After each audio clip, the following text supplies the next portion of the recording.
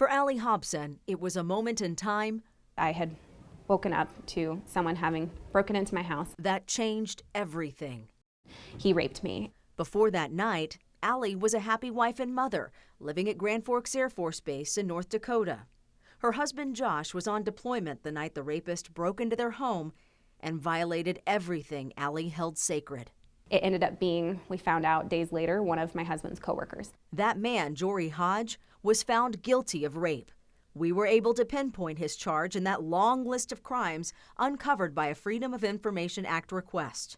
Hodge was dishonorably discharged and now spends his days behind bars. We wanted to know what else is being done to try to stop these crimes from ever happening. Read my lips. The military must end rape in this country. That's Congresswoman Jackie Speier. This is a national disgrace, and the longer it goes unaddressed, Congress becomes an accomplice in these crimes. She just became the ranking Democrat on the Military Personnel Subcommittee.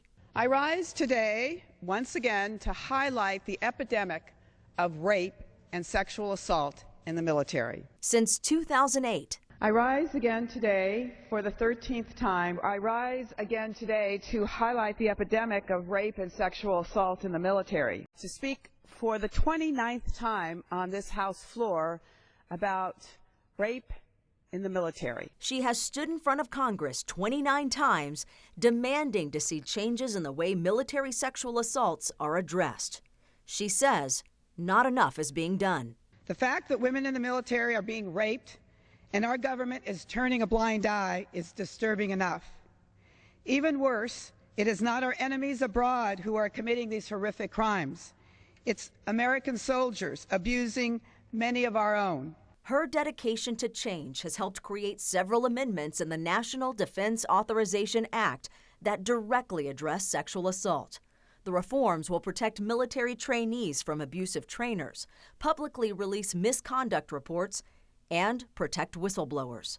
But she says there's still a lot more that needs to be done, so she will forge on. I'm going to tell these women's stories on the House floor, and I'm going to keep telling them until something is done about it. As Speier continues the fight in D.C., back here at home, hardworking advocates like Hill Air Force Base Sexual Assault Response Coordinator Edie Davis are on the front lines of this battle. Allie and her husband Josh moved to Hill just months after the assault. Davis and her staff now work directly with Allie.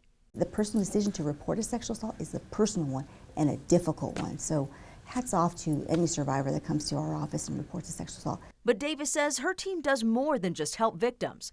They educate their airmen and women about bystander intervention. When you see something, say something. It's also changing the culture to ensure that we are respecting each other, treating each other like humans, having dignity and respect, living by our core values. And with doing that, I think we can reach an area where we're able to eliminate sexual assault.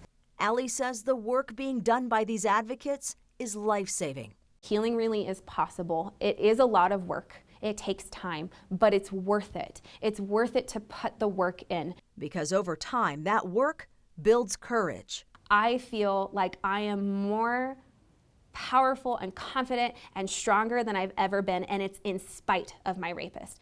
It's a tenacity she now uses to rebuild her family one day at a time.